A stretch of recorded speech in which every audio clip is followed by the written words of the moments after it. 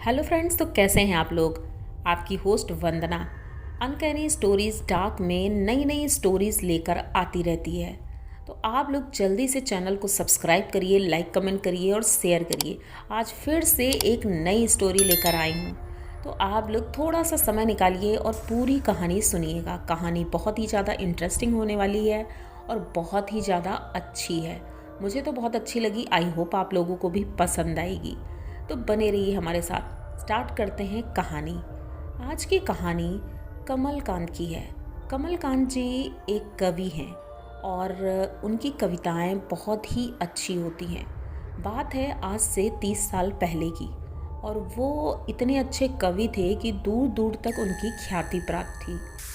गांव में लोग उन्हें बहुत सराहना करते थे, इसीलिए उन्होंने प्रयास किया कि बड़े शहर जा कर के अपनी पुस्तक छपवाई जाए। उन्होंने जब पुस्तक छपवाई तो पहली ही पुस्तक उनकी इतनी ज़्यादा बिकी थी कि वो बहुत ज़्यादा खुश हो गए थे।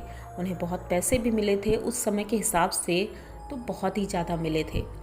धीरे धीरे जब उनकी प्रसिद्धि फैलने लगी तो एक बार उनको एक दूसरे शहर से, एक बड़े कॉलेज से निमंत्रण आता है। वहाँ कवि सम्मेलन था, तो उनको बुलाया जाता है। तो सभी लोग कहते हैं आपको जाना चाहिए। उनकी फैमिली में उनकी पत्नी थी और एक बेटा था। बेटा भी अब बड़ा हो गया था, जॉब करने लगा था। तो पिताजी उनके इसी कोशिश में लगे रहते थे कि मैं बस अपनी ख्याति के लिए और अपनी प्रसिद्धि के लिए और अपनी जो उनकी बचपन की इच्छा थी वो अपनी पूरी करना चाहते थे। एक दिन मेरा भी नाम हो। तो ऐसे ही होता है। अब वो इतने फिट भी थे कि मतलब कहीं भी अकेले आ जा सकते थे। तो ऐसे ही होता है। कमलकांत जी चल देते हैं, अपना बैग उठाते हैं, ट्रेन में बैठते हैं और बस सोचते हुए निकल पड़ते हैं। बारिश का मौसम था, लेकिन फ़िलहाल 2 दिन से बारिश नहीं हुई थी। तो उन्होंने सोचा मौसम ठीक ही होगा, और उसी कॉलेज के हॉस्टल में उन्हें रुकने के लिए बोला जाता है कि आपके रुकने की पूरी व्यवस्था होगी। 2 दिन का प्रोग्राम था, तो इस हिसाब से अपनी पैकिंग करके वो गए थे। ट्रेन का सफ़र जब ख़त्म होने वाला था तभी उन्होंने बाहर खिड़की से झांक कर देखा। बारिश बहुत ज़ोर से हो रही थी। अब ये थोड़ा घबराने लगे कि बारिश इतनी ज़ोरों की हो रही है और स्टेशन से उस कॉलेज तक पहुंचने के लिए उन्हें बहुत ज़्यादा मुश्किलात आएंगी। लेकिन जैसे ही ट्रेन रुकती है तो देखते हैं स्टेशन पूरा खाली है। हो सकता है बारिश की वजह से हो। अब ये ट्रेन से उतरते हैं, देखते हैं 2-4 पैसेंजर ही उतरे थे इनके साथ। स्टेशन से बाहर निकलने वाले थे और ये अपना बैग जो था वो ले करके बस चल पड़े थे। बारिश बहुत तेज़ थी, वहाँ कोई टैक्सी भी नहीं थी। अब ये क्या करें, यही सोचते हुए वहाँ खड़े थे। कोई भी टैक्सी नहीं आ रही थी। लगभग 1 घंटा हो गया था। बहुत ज़्यादा परेशान थे। बिजली इतनी तेज़ से कड़क रही थी कि मानो ऊपर ही गिर जाएगी। पानी बंद ही नहीं हो रहा था, और यहाँ तक कि कह सकते हैं अब तो रोड भी नहीं दिख रही थी। पानी बहुत ज़्यादा भर गया था। दूर दूर तक अंधेरा था। कोई भी लाइटें नहीं जल रही थी, क्योंकि जब बारिश होती है तो लाइटें ऑटोमेटिक काट दी जाती हैं।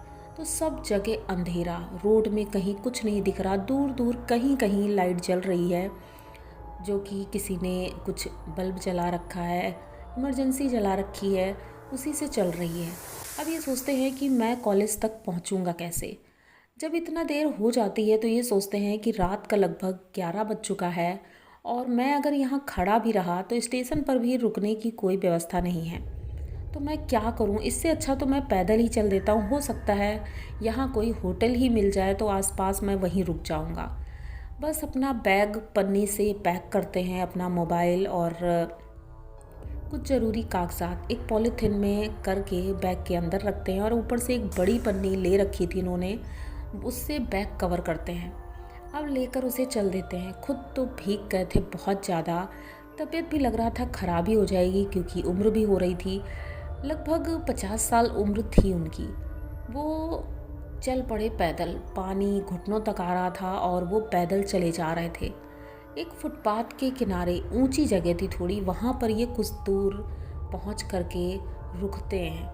थोड़ी देर खड़े रहते हैं, सोचते हैं अब किधर जाएं, क्योंकि नया शहर, नई जगह, इन्हें तो कुछ आइडिया ही नहीं था जाना कहाँ है।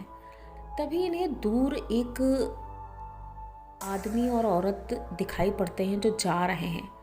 ये देख करके थोड़ा सा ये निश्चिंत होते हैं कि चलो कोई चोर उचक्के नहीं है, क्योंकि अजनबी शहर में कुछ भी हो सकता है। वो आदमी और औरत वो एक ही जगह पर खड़े हुए थे। अब ये यहाँ से चलना शुरू करते हैं, उनके करीब पहुँचते हैं। अंधेरा इतना था कि वो दिखाई नहीं दे रहे थे। जब करीब भी पहुँच गए तो भी उनका चेहरा नहीं दिख रहा था। इन्होंने एक बार आवाज़ दी, सुनो भाई साहब, यहाँ पर वो कॉलेज कहाँ है? तो वो कुछ बोले नहीं। तो इन्होंने सोचा हो सकता है सुना ना हो। ये दोबारा पूछते हैं, भाई साहब आपसे ही बोल रहे हैं, क्या वो कॉलेज आपको पता है? वो फिर भी नहीं बोलते हैं। अब ये थोड़ा परेशान होते हैं कि आखिर ये मतलब बोल क्यों नहीं रहे हैं। हो सकता है अच्छा अजनबी होंगे, ये भी मेरी तरह होंगे, यही सोच करके ये चुप हो जाते हैं। उसके बाद अचानक से बिजली चमकती है बहुत तेज़ी से।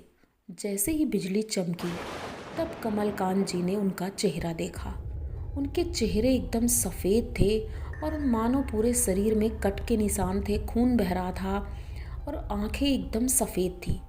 ये देख करके वो समझ गए कि ये कोई नॉर्मल इंसान नहीं है, ये कोई आत्माएं हैं, कोई प्रेत है।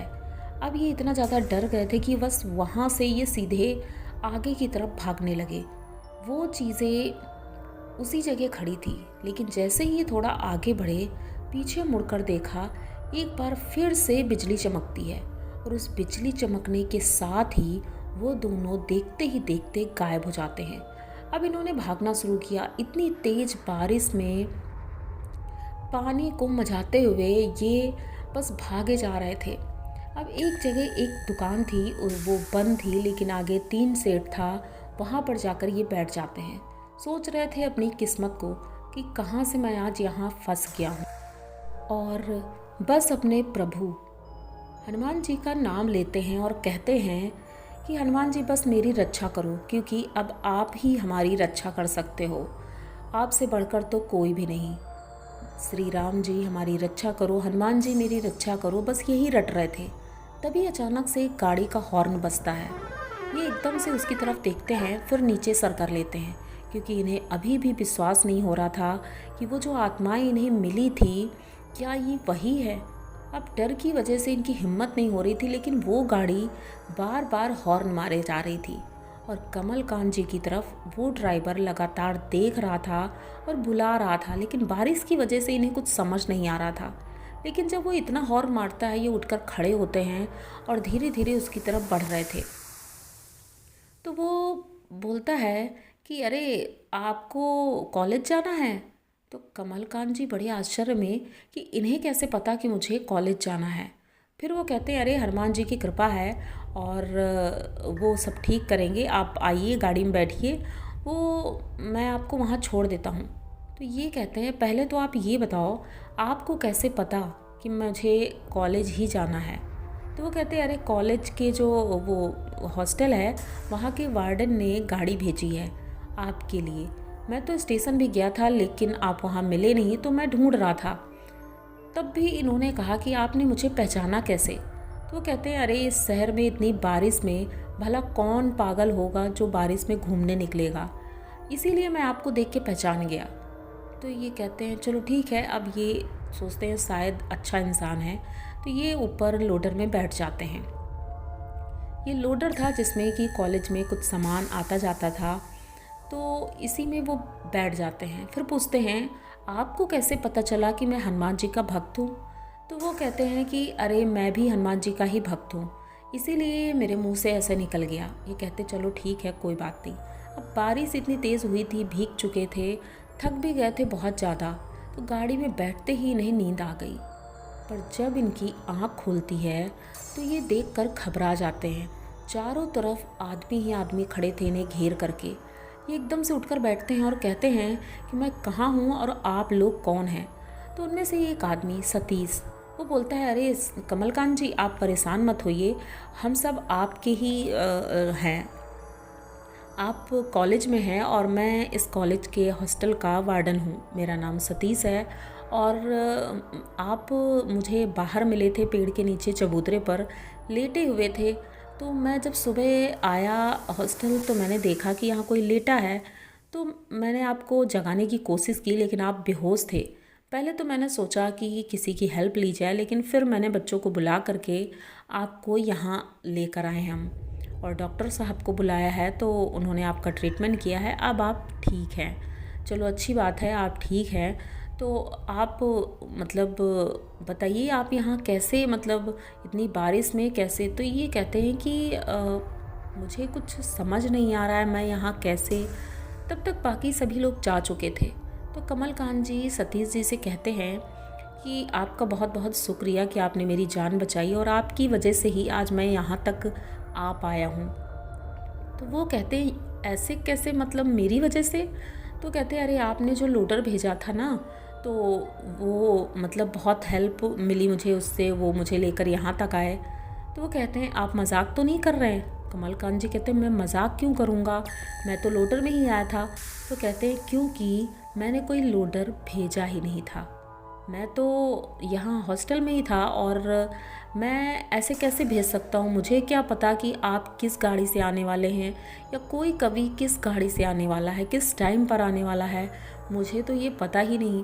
तो मैं कैसे भेजूँगा? अब ये सुन करके कमलकांत जी बहुत परेशान होते हैं।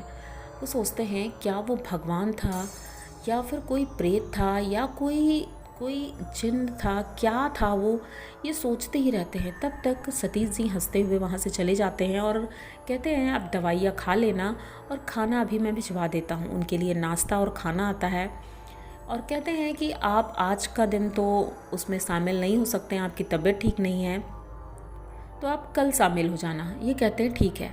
सभी लोग चले गए थे, हॉस्टल एकदम खाली हो गया था, सभी लोग कॉलेज में थे।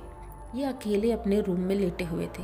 तभी इन्हें एक हवा का झोंका महसूस होता है, और खिड़की के बाहर वही दोनों आदमी और औरत जो उन्हें रास्ते में मिले थे वो खड़े हुए दिखाई देते हैं। तो ये अब नहीं डर रहे थे, क्योंकि शायद इन्हें लगा कि हनुमान जी मेरे साथ हैं। ये तुरंत से हनुमान चालीसा पढ़ना शुरू करते हैं, और उसके बाद वो दोनों आत्माएं उन्हें कभी नहीं दिखी। कहते हैं कि अब मुझे विश्वास है कि जिन्होंने मुझे लिफ्ट दी थी वो कोई और नहीं, हनुमान जी ही थे। लेकिन आज भी वो इस तरह से डर जाते हैं सोच करके कि वो दोनों कितने ज़्यादा भयानक थे। ये एक्सपीरियंस वो भूल नहीं पाते हैं, और ये इनका रियल एक्सपीरियंस था। तो आप लोगों को इनकी ये कहानी कैसी लगी? अगर अच्छी लगी हो तो प्लीज़ चैनल को सब्सक्राइब करिए, लाइक कमेंट करिए, शेयर करिए, और बने रहिए हमारे साथ। मिलते हैं फिर किसी नई कहानी में। तब तक के लिए डरते रहिए। जय श्री राम।